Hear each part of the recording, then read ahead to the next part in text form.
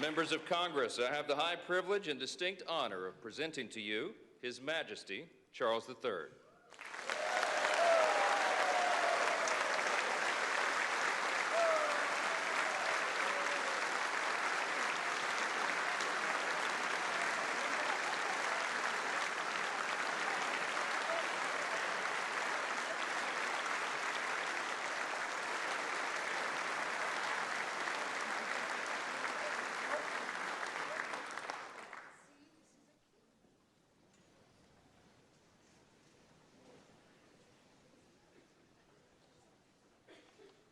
Mr. Vice President, Mr. Speaker, members of Congress, representatives of the American people across all states, territories, cities, and communities. I would like, if I may, to take this opportunity to express my particular gratitude to you all for the great honor of addressing this joint meeting of Congress.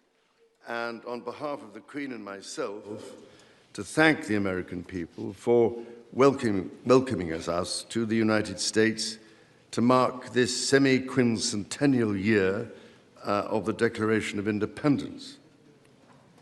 And for all of that time,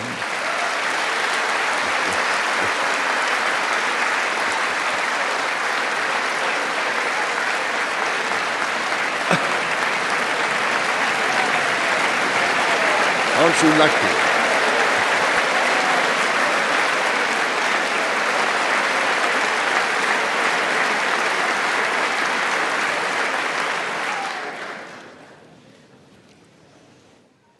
And for all of that time, our destinies as nations have been interlinked.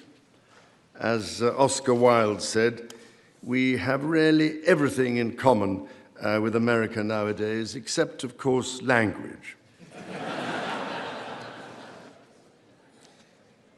So, ladies and gentlemen, we meet in times of great uncertainty, in times of conflict from Europe to the Middle East, which pose immense challenges for the international community and whose impact is felt in communities the length and breadth of our own countries.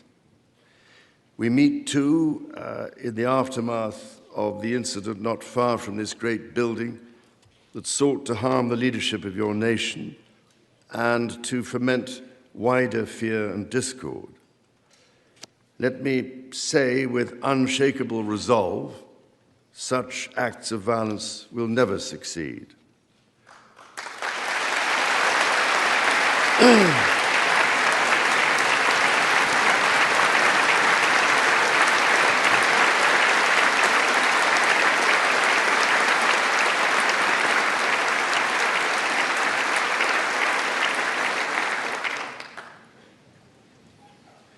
Whatever our differences, whatever disagreements we may have, we stand united in our commitment to uphold democracy, to protect all our people from harm, and to salute the courage of those who daily risk their lives in the service of our countries.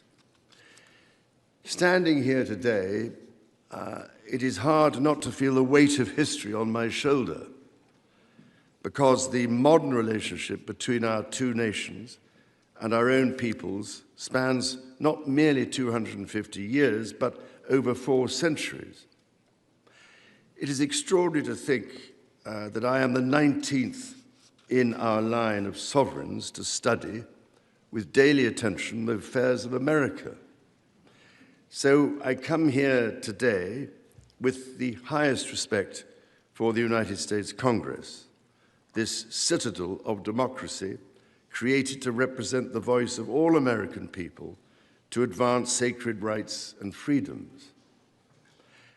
Speaking in this renowned chamber of debate and deliberation, I cannot help but think of my late mother, Queen Elizabeth, who in 1991 was also afforded this signal honor and similarly spoke under the watchful eye of the Statue of Freedom above us.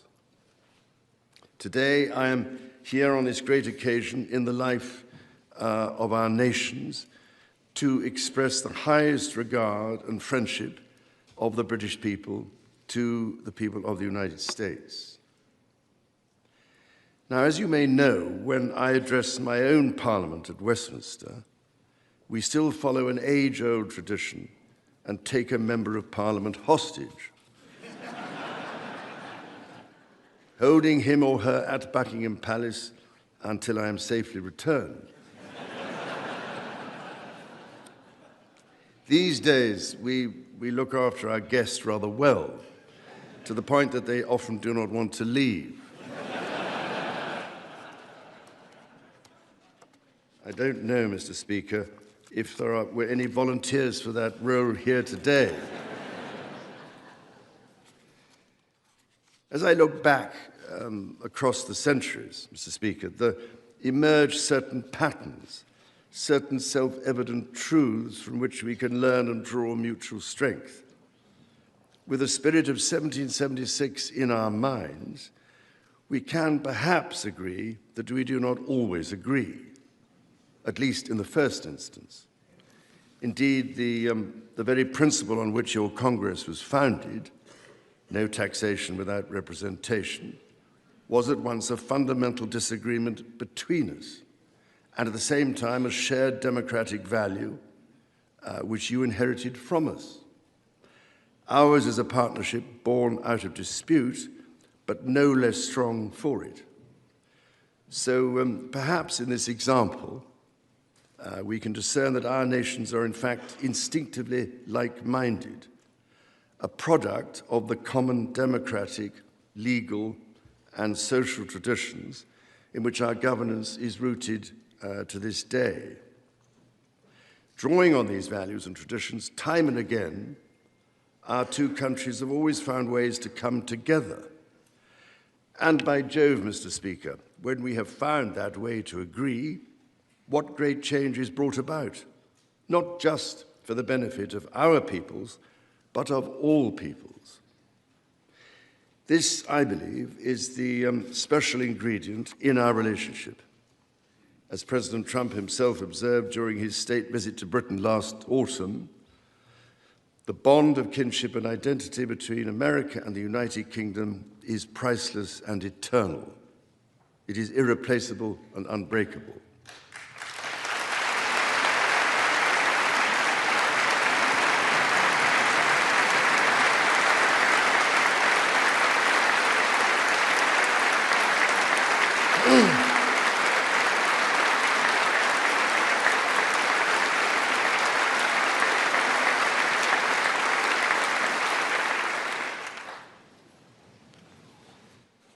Mr. Speaker, this is by no means my first visit to Washington, D.C., the capital of this great republic.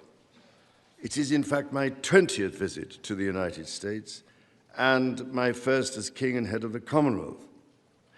This is a city which symbolizes a period in our shared history, or what Charles Dickens might have called a tale of two Georges.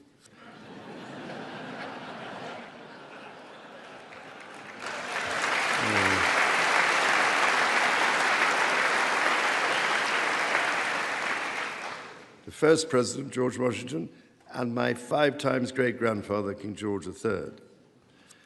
King George, as you know, never set foot in America, and please rest assured, ladies and gentlemen, I am not here as part of some cunning rearguard action.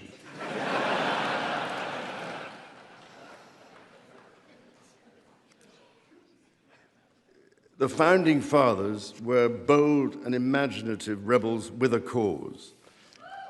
250 years ago, or as we say in the United Kingdom, just the other day,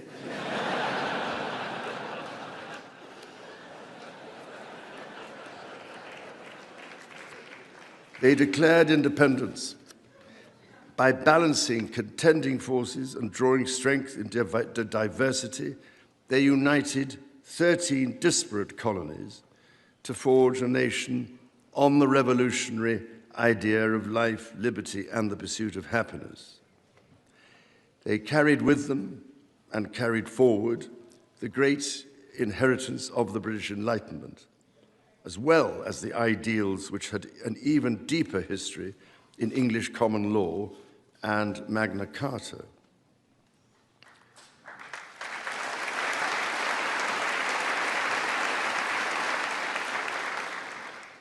These roots run deep, and they are still vital.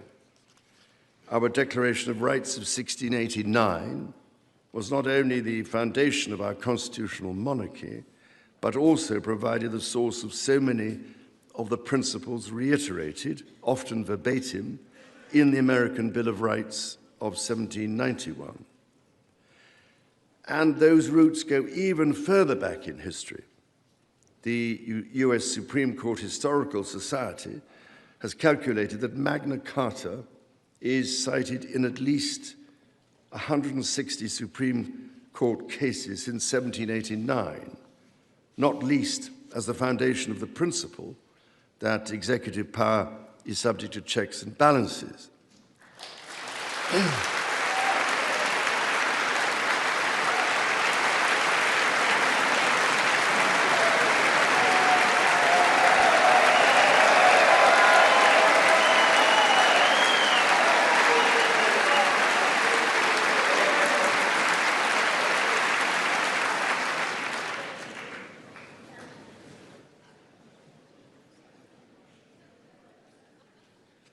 This is the reason why there stands a stone by the River Thames at Runnymede, where Magna Carta was signed in the year 1215.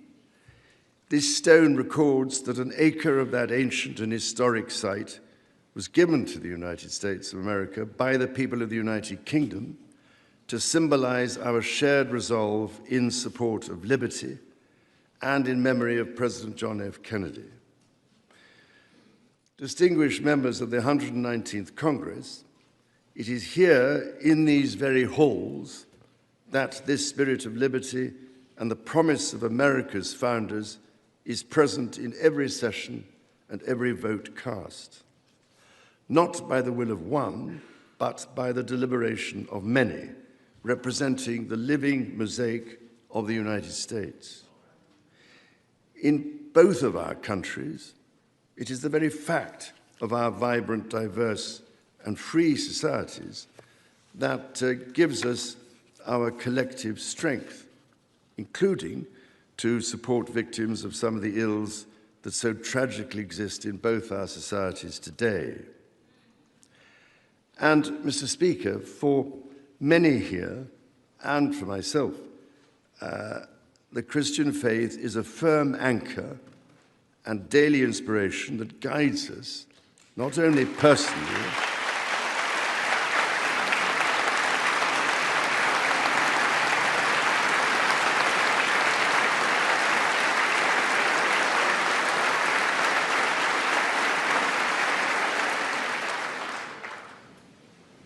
that guides us not only personally, but together as members of our community. Having devoted a large part of my life to interfaith relationships and greater understanding, it is that faith in the triumph of light over darkness which I have found confirmed countless times. Through it, I am inspired by the profound respect that develops as people of different faiths grow in their understanding of each other.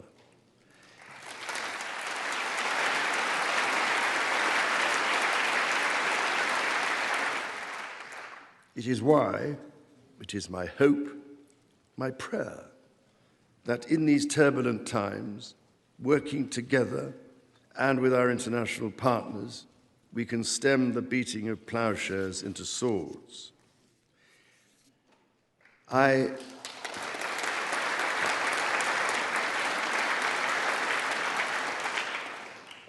am mindful that we are still in the season of Easter, the season that most strengthens my hope. It is why I believe with all my heart that the essence of our two nations is a generosity of spirit and a duty to foster compassion, to promote peace, to deepen mutual understanding, and to value all people of all faiths and of none.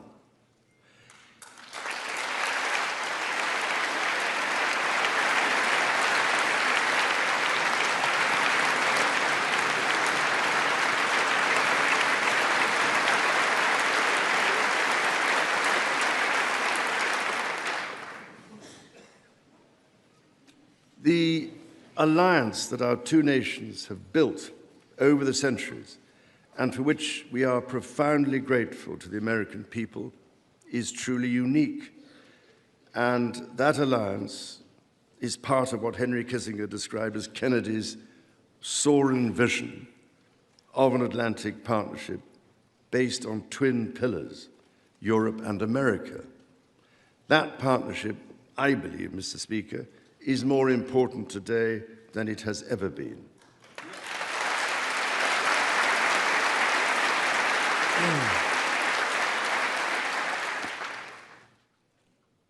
The first reigning British sovereign to set foot in America was my grandfather, King George VI. He visited in 1939 with my beloved grandmother, Queen Elizabeth, the Queen Mother. The forces of fascism in Europe were on the march, and sometime before the United States had joined us in the defense of freedom, our shared values prevailed. Today, we find ourselves in a new era, but those values remain. It is an era that is in many ways more volatile and more dangerous than the world to which my late mother spoke in this chamber in 1991. The challenges we face are too great for any one nation to bear alone. But in this unpredictable environment, our alliance cannot rest on past achievements or assume that foundational principles simply endure. As my Prime Minister said last month, ours is an indispensable partnership. We must not disregard everything that has sustained us for the last 80 years. Instead, we must build on it.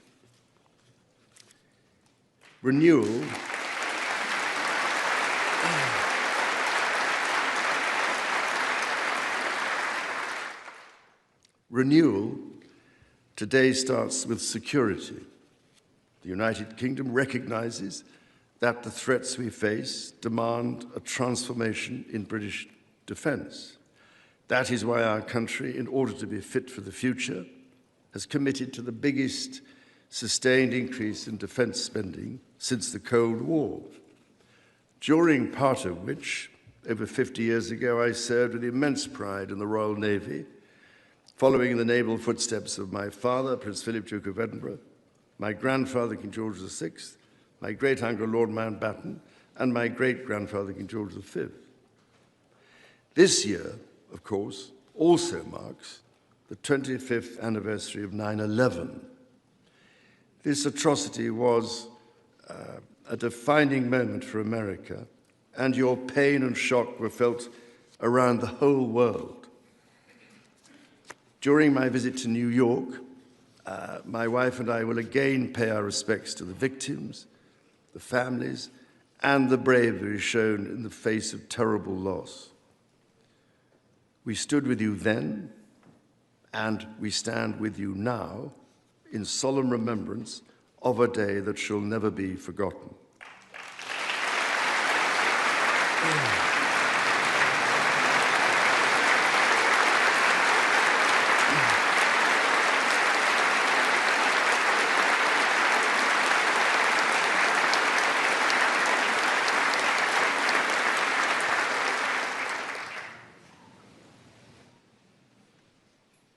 In the immediate aftermath of 9/11, when NATO invoked Article 5 for the first time, and the United Nations Security Council was united in the face of terror, we answered the call together, as our people have done so for more than a century, shoulder to shoulder through 2 world wars, the Cold War, Afghanistan, and moments that have defined our shared security.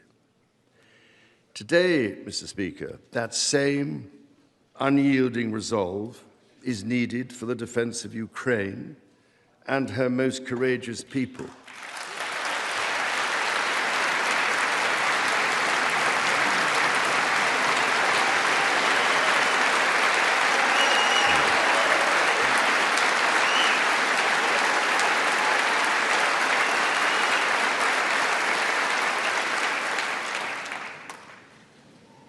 It is needed in order to secure a truly just and lasting peace. From the depths of the Atlantic to the disastrously melting ice caps of the Arctic, the commitment and expertise of the United States Armed Forces and its allies lie at the heart of NATO, pledged to each other's defense, protecting our citizens and interests, keeping North Americans and Europeans safe from our common adversaries. Our defense, intelligence, and security ties are hardwired together through relationships measured not in years, but in decades.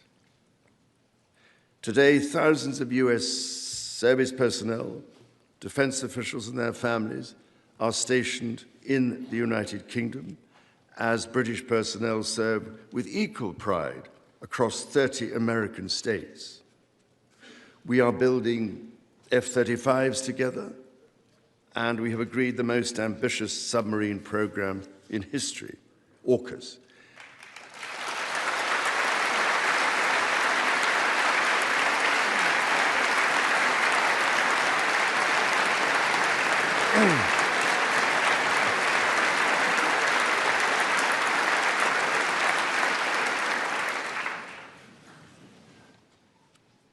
And we are doing it in partnership with Australia, a country of which I'm also immensely proud to serve as sovereign.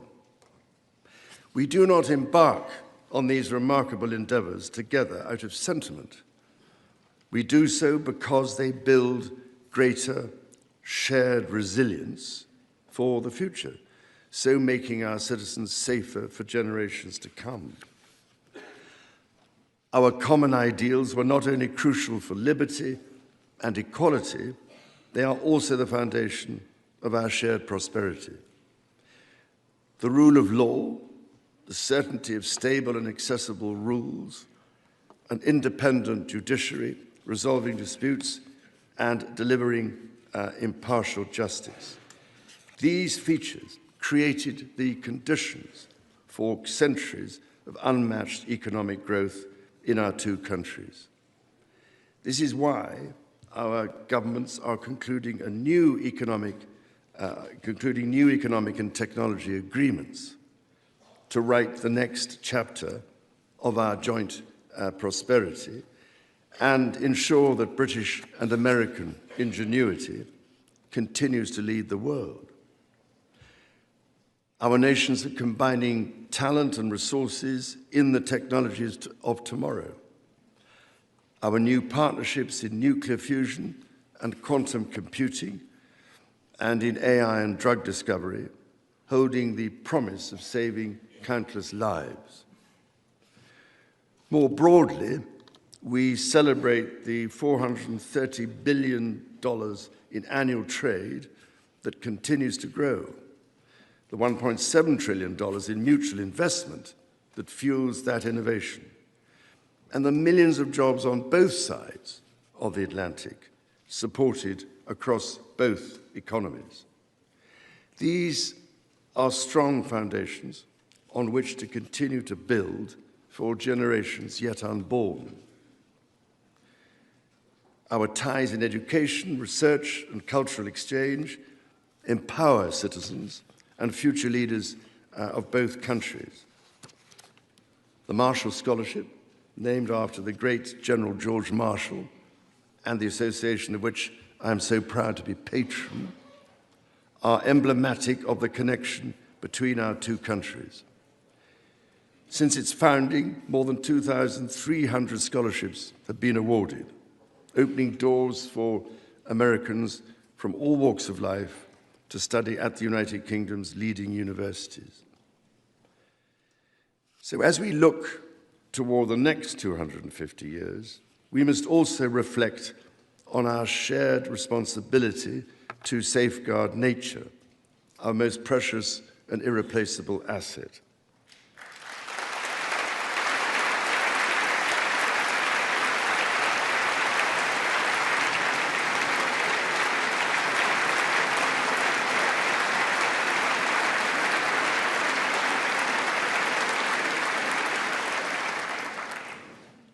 Millennia before our nations existed, before any border drawn, the mountains of Scotland and Appalachia were one, a single continuous range forged in the ancient collision of continents. The natural wonders of the United States of America are indeed a unique asset, and generations of Americans have risen to this calling.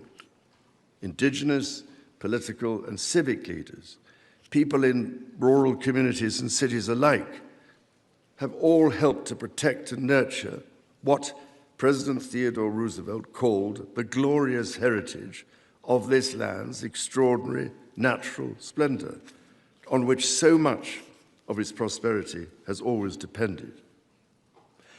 Yet, even as we celebrate the beauty that surrounds us, our generation must decide how to address the collapse of critical natural systems, which threatens far more than the harmony and essential diversity of nature. We ignore at our peril the fact that these natural systems, in other words, nature's own economy, provide the foundation for our prosperity and our national security.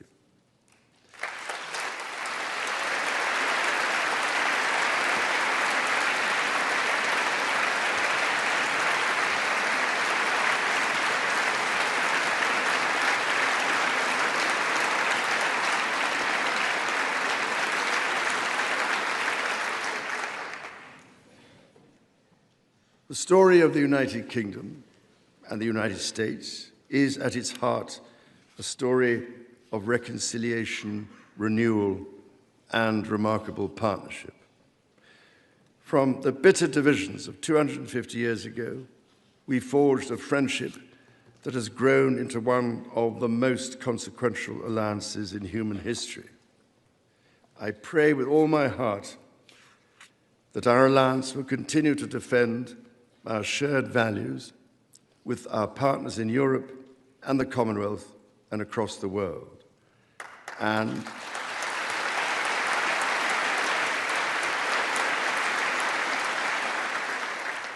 that we ignore the clarion calls to become ever more inward-looking.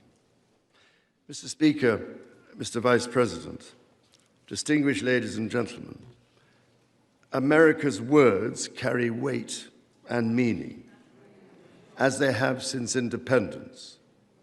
The actions of this great nation matter even more.